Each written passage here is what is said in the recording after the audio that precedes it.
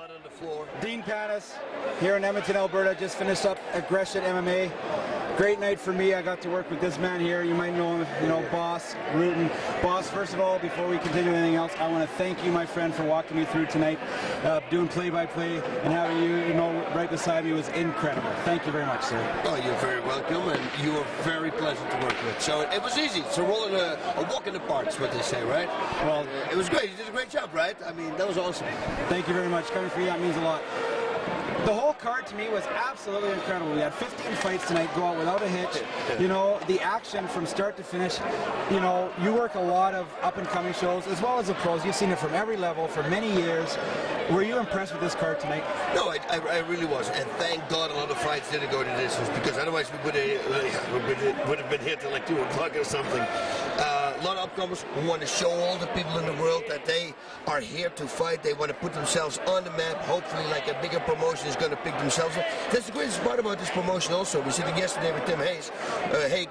We're sitting at the radio station, and he says, yeah, hopefully if I fight a few more fights here, then the UFC is going to take me back. Moyne is sitting there, the promoter of this show. That's all good. These guys are saying, no, you can fight with us, no contracts, go, fly out, whatever you want. We just want you guys to fight here and take care of you. So that's an awesome thought about a promoter. And you touched on him, Tim the Thrasher Machine Haig returned to Edmonton tonight against Zach Jensen. Tim did get in trouble early, but he finished the fight off with a devastating knee. You know what? He was in trouble. He was in trouble. Normal person would have gone down, would have been over, but he knew that he could not lose this fight. And you saw it, because I saw it, he was going to go down, but he just fought himself back.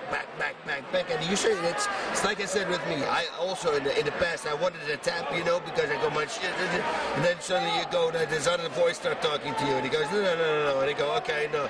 He escaped. 20 seconds later, you knock him out. You go like, okay, I will never do that again. Now, that was one of those moments for him. He was rocked. He was going through the ring, but he said, I'm not going to lose this fight. And that's what you see. If a fighter is determined, it's very hard to beat a guy like that.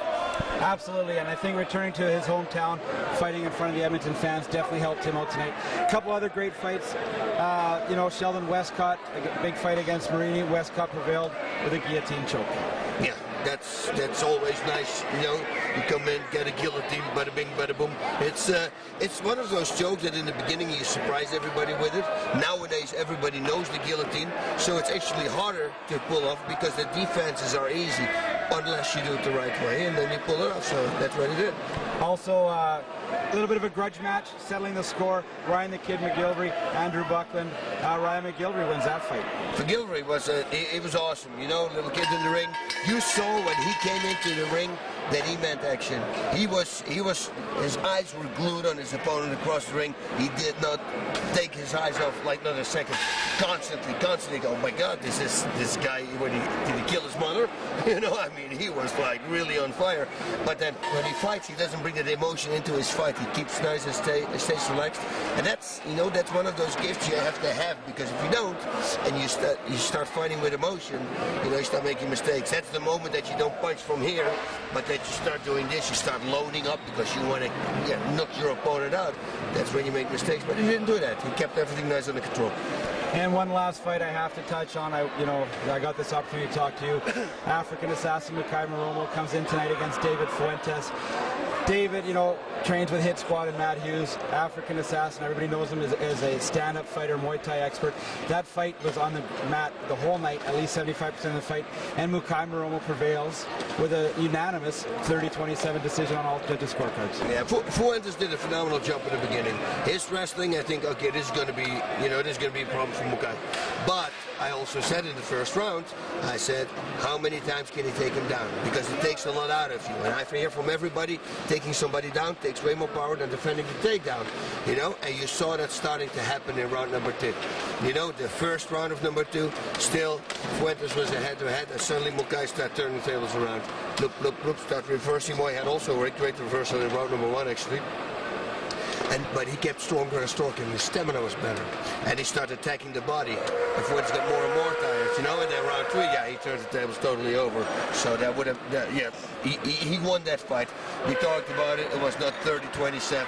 Absolutely not. Fuentes won that first fight and the first round and the first half also. But the guy who finishes the strongest, who takes over from that 1.5 round and he finishes way stronger the last 1.5 round, you know, the victory is going to go to them, because what if it would have been 5 rounds, right? I mean, that it would have been totally wrong for Fuentes. So that's how the judges also see a fight. Safe to say you're impressed with the African Assassin? I'm very impressed with the African Assassin, you know, and you see that he wants to learn, he wants to know more. The first thing he did, he came running to me, he says, okay, you got to start teaching me, you know, the ground. You know, that's a hungry fighter who wants to learn, and I like guys like that. So let's see what I can do for him. Absolutely, it's great to hear that. Boss, thanks again very much. It's great to have you up in Canada, promoting these up-and-coming fighters and these up-and-coming events. Pleasure was all mine. With Bas Rutten for the Edmonton Fight Scene and Top MMA News, I'm Dean Panis. And I'm Bas Rutten, and as Awapo always says, Godspeed, party on.